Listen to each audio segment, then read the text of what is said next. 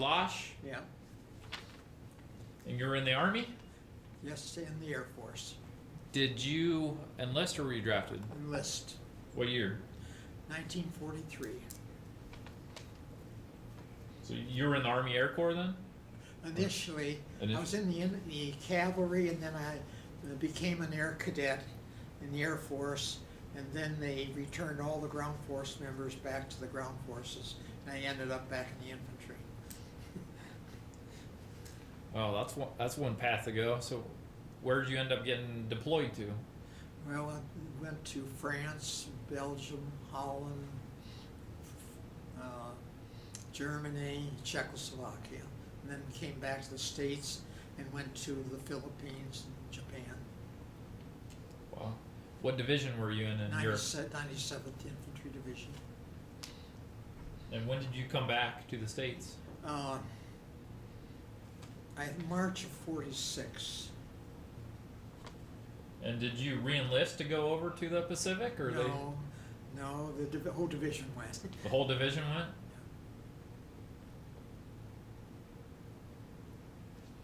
What battles were you in Europe?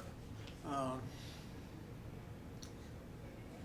not sure I can name the specific battles. I was in a joining battalion that's credited with firing the last shot in World War II. And the other, I guess, major thing is that in Flamansburg we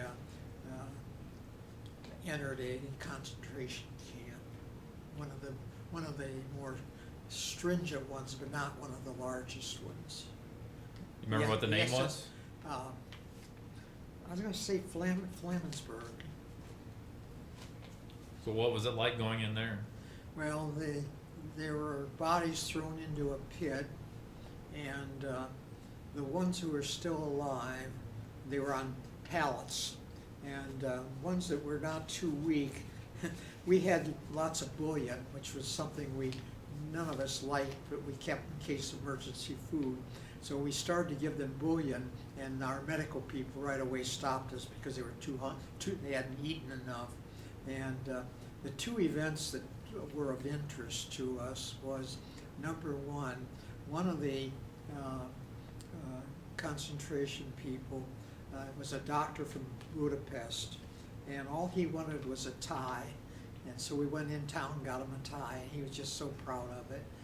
The other one was a big peasant from Yugoslavia who wanted a bicycle to go home. And so we went and got him a bike. And the last thing we saw him was going up over the hill, walking the bike. Nice. So what was your military position then in Europe? I was a corporal in the infantry.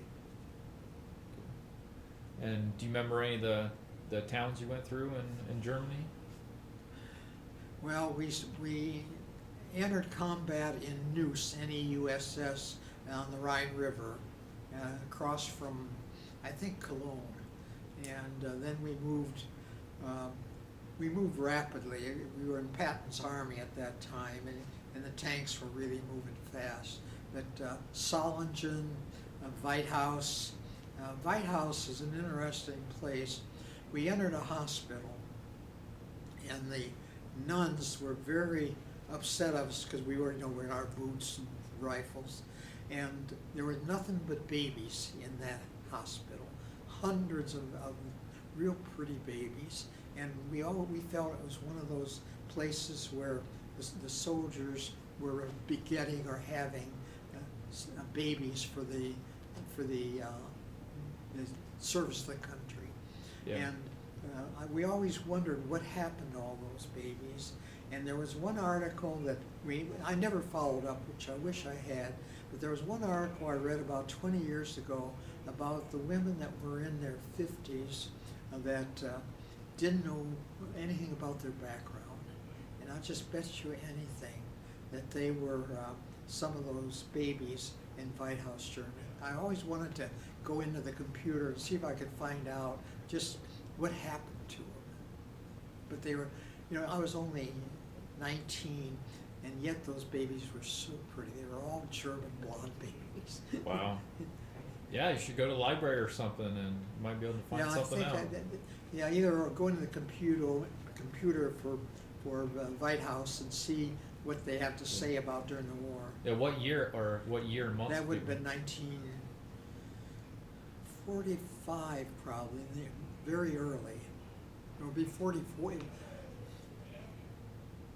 would be late 44, I suspect, Okay. because the war was over in April 45, and we were in Czechoslovakia. So either late 44 or early 45. Okay.